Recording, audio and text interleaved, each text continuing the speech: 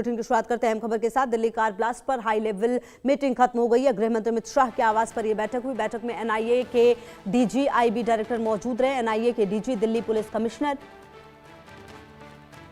Meeting में शामिल थे। जम्मू कश्मीर के डीजीपी मीटिंग में वर्चुअली जुड़े। तो अहम जानकारी आपको दे रहे हैं, जहां पर यह बड़ी मीटिंग गृह मंत्री के आवास पर हुई है और ये मीटिंग अब खत्म हुई है।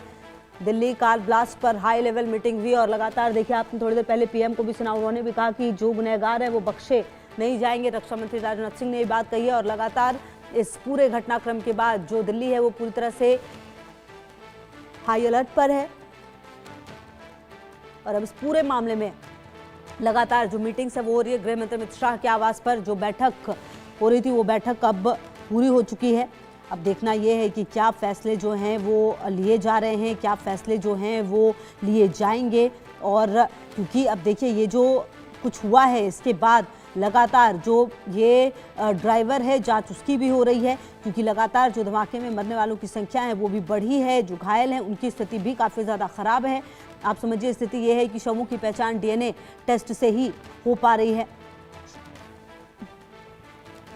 और संजय शर्मा की मौजूदगी हमारे साथ है ज़्यादा जानकारी के लिए, बातचीत करने के लिए। संजय जी, ये जो मीटिंग है वो खत्म हुई है, क्या फैसला लिया गया इस मीटिंग में, क्या बातें सामने निकल कर आ रही हैं? देखिए, लाल किले पर जिस तरीके से आतंकी हमला हुआ है, जिस तरह से घटना को अंजाम दिया गया, ये मामूली हमला नहीं है। इसके तार कश्मीर से जुड़े हुए हैं, पुलवामा से जुड़े हुए हैं। साथ ही साथ क्या इसमें सीमा पार आतंकवादियों का इन्वॉल्वमेंट है। साथ ही साथ जैश ए मोहम्मद की डिज़ाइन इसमें देखी जा रही है। तो इसको लेकर के सुरक्षा एजेंसियां चाक चौबंद है। सभी तरह से सभी एंगलों से जांच शुरू कर दी गई है। कल जैसे कि केंद्रीय गृह मंत्री अमित शाह ने भी कहा था कि हर एंगल से जांच की जाएगी, तो फिलहाल जांच के एंगल का दायरा बढ़ा दिया गया है। जांच के एंगल में पाकिस्तान में बैठे हुए आतंकियों को भी शामिल किया गया है। आतंकी जितने वहां पर जितने आतंकियों के अड्डे हैं, लश्कर ए तोयबा, जैश ए मोहम्मद, इनसे तार जुड़े हुए हैं, ये भी देखा जा रहा है। साथ ही साथ फिदाइन अटैक था, तो ये एक तरह से आप कह सकते हैं पूरी तरह से प्लान्ड अटैक था। लेकिन जब फरीदाबाद मॉडल जब बस्ट हुआ, जब जिस तरह से दिल्ली पुलिस ने फरीदाबाद से वहां पर अरेस्टिंग की, साथ ही साथ वहां पर विस्फोटक बरामद किए, बड़ी संख्या में विस्फोटक बरामद हुआ था। उसके बाद से एकदम से जल्दबाजी में थे आतंकी। उनको ऐसा लगने लगा था कि कहीं कार्रवाई करने के पहले, कहीं बड़ा हमला करने के पहले ही ना पकड़े जाए। तो जल्दबाजी में किया गया अटैक लगता है लाल किले वाला, क्योंकि जिस तरह से विस्फोटक की संख्या मौजूद थी, विस्फोटक की सामग्रियां मौजूद थी, उससे वो कई बड़ी संख्या में कई जगहों पर इस तरीके के आतंकी हमले कर सकते थे। लेकिन जो सिर्फ लाल किले पर हमला हुआ, क्या इस तरीके के और हमले करने की तैयारी है, ये भी देखना होगा। तो अभी छानबीन का दायरा बढ़ा दिया गया। आप देख सकते हैं मेरे ठीक पीछे केंद्रीय गृह मंत्री अमित शाह के घर पर बैठक खत्म हुई है और अब एक एक करके वहां से कई सारे लोग निकलते जा रहे हैं। बैठक खत्म हो चुकी है और लगभग 2 घंटे से ज्यादा बैठक चली है केंद्रीय गृह मंत्री अमित शाह के साथ।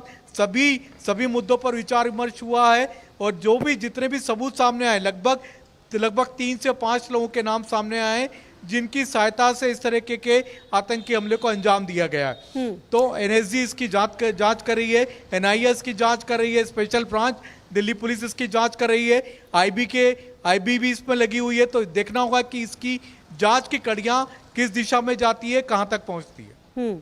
बिल्कुल। और संजय, देखिए, एक बात तो तय है कि जिस तरह से पूरा घटनाक्रम हुआ है, इसके बाद अब बड़ा सवाल ये है कि दिल्ली में तो हुआ है, लेकिन क्या ये कहीं कहीं पर और भी प्लांट है, जांच इसकी भी होनी चाहिए। बड़ा सवाल ये भी है कि जिस तरह से ये जो व्यक्ति सामने आया है, जो कार खड़ी रही 3 घंटे, वो एक बार भी निकला नहीं है। तमाम चीजें, काफी सारी बातें सामने आ रही है और इसके तार अब अलग अलग राज्यों से जुड़े हुए सामने आ रहे हैं। क्या ये संभव है कि आने वाले समय में कुछ बहुत बड़े फैसले जो है वो भारत सरकार की तरफ से सामने आ सकते हैं? संजय,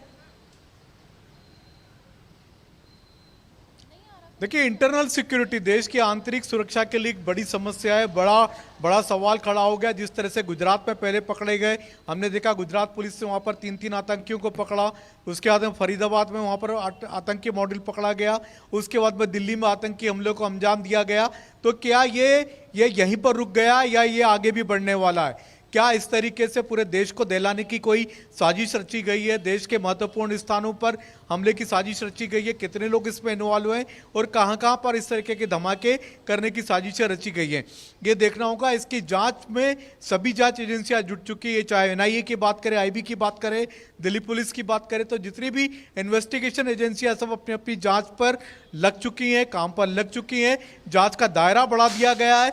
देश के साथ साथ देश के बाहर भी जांच का दायरा बढ़ा दिया गया। आईबी इसमें एक्टिव हो चुकी है। साथ ही साथ सीमा पार से भी क्या आतंकियों के लिंक जुड़े हुए हैं, उस पर भी ध्यान दिया जा रहा है। तो देखना होगा कि जांच के तार कहां तक जाते हैं, क्या देश के भीतर हैं या देश सीमा पार तक जा रहे हैं, तो यह भी देखना होगा। बिल्कुल। और संजय, क्योंकि अभी थोड़ी देर पहले हमने प्रधानमंत्री जब भूटान में थे, काफ़ी इमोशनल होकर उन्होंने ये कहा कि जो भी गुनहगार है वो बख्शे नहीं जाएंगे। रक्षा मंत्री भी ये बात कह रहे हैं। कुल मिलाकर जो भी ये हुआ है, ये एक तरह से फिर से भारत को एक तरह से चुनौती देने की कोशिश की गई है, जिसका अंजाम अब आने वाले समय में बहुत भयानक होगा। क्योंकि रक्षा मंत्री तो पहले ही कह रहे थे कि ऑपरेशन सिंदूर खत्म हुआ नहीं है। देखिए, पहलगाम हमले के बाद में प्रधानमंत्री नरेंद्र मोदी ने, कैबिनेट ने एक फैसला लिया था और वो फैसला ये था कि कोई भी आतंकी हमला अगर देश में होता है तो उसको देश पर हमला माना जाएगा और उस अपराधी के साथ में, उसके उन आतंकियों के साथ में, उनके आकाओं के साथ वही व्यवहार किया जाएगा जो कि देश के दुश्मनों के साथ किया जाता है। तो ऑपरेशन सिंदूर अभी खत्म नहीं हुआ, ऑपरेशन सिंदूर जारी है और इसी बीच में दिल्ली में आतंकी हमला हुआ है। तो इसका अंजाम क्या होगा देखना होगा, क्योंकि इसकी सबसे पहले लिंक ढूंढी जा रही, जड़ें ढूंढी जा रही हैं कि इसकी जड़ें कहां तक जा रही है। क्या पाकिस्तान तक जा रही है या देश के कुछ हिस्सों तक जा रही है, कश्मीर तक जा रही है, यह देखना होगा। जब तक उसकी जड़ें नहीं मिलेंगी तब तक कोई बड़ा फैसला नहीं लिया जा सकता। जहां तक ऑपरेशन सिंदूर की बात है, तो प्रधानमंत्री नरेंद्र मोदी ने आज भूटान में भी कह दिया है कि षड्यंत्रकारियों को बख्शा नहीं जाएगा।